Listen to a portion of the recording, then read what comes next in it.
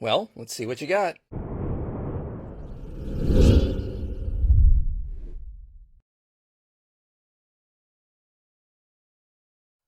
Assalamu alaikum wa rahmatullahi wa barakatuh. Michael Jones made a short video response to my Jonah video, so here I will present my counter response. In response to my claim that Jonah was actually praying from inside the fish, not from Sheol, Jones said this. Yes, but read past that, because while his body remained there, his soul went down the Sheol, because he says, out of the belly of Sheol I cried.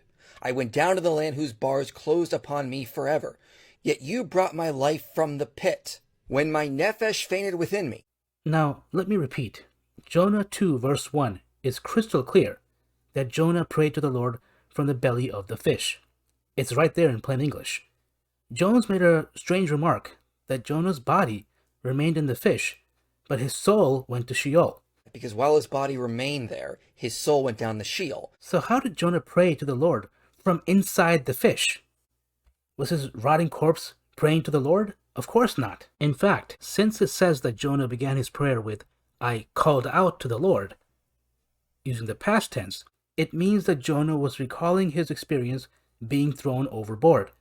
So, unless Jonah died in the water, went to Sheol, and then was resurrected only to be swallowed by a fish, Jones' claim makes no sense.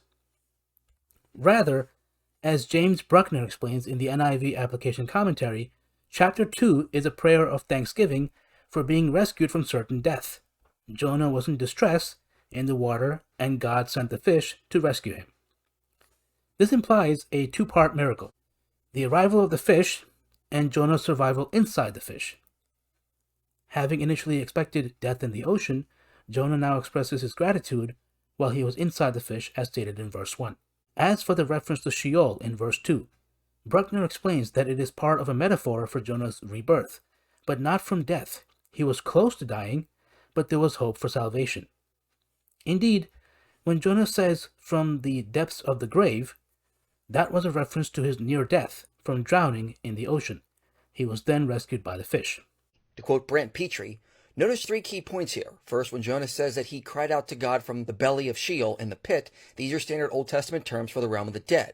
Second, when Jonah says that his soul, Hebrew nephesh, fainted within him, this is another way of saying that he died. In other words, Jonah's prayer is the last gasp of a dying man. Thus, when the fish vomits Jonah out onto the land, it is vomiting up his corpse. Finally, with all this in mind, notice what God's first words to Jonah is: arise. This is the same Semitic word that Jesus uses when he raises Jairus' daughter from the dead and says to her, little girl, I say to you, arise.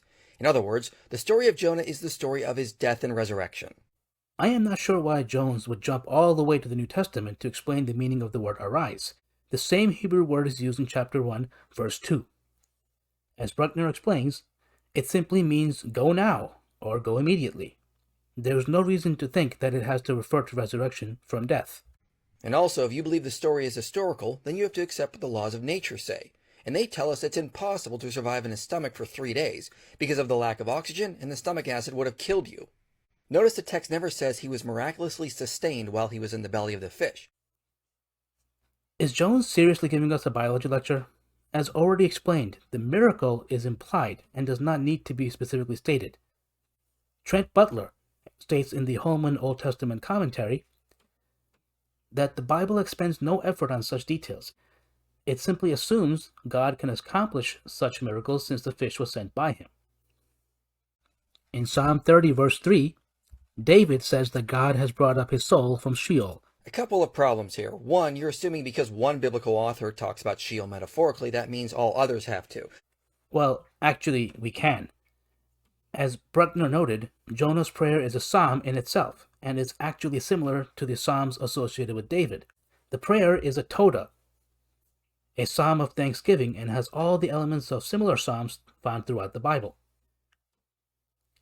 And in the Jewish Study Bible, Ehud Ben Zvi compares verses from Jonah 2 to verses from such psalms as Psalm 18, 30, 31, 42, 118, 120, 130, and many others. Second, the Psalms are meant to be highly metaphorical, unlike the book of Jonah. For example, in this very same psalm, he says, weeping may tarry for the night, but joy comes with the morning. Are you suggesting the psalmist is trying to say that no matter how sad someone is, they'll always be happy in the morning? We agree that Sheol in Psalm 30 is metaphorical. That was my point. And since we have seen that Jonah 2 is also a psalm, which Jones admits used highly symbolic language, then it is reasonable to argue that Jonah does as well. In fact, one of the same books that Jones cited in his video, the commentary by James Limber, shows that Jonah 2 is structurally similar to Psalm 30.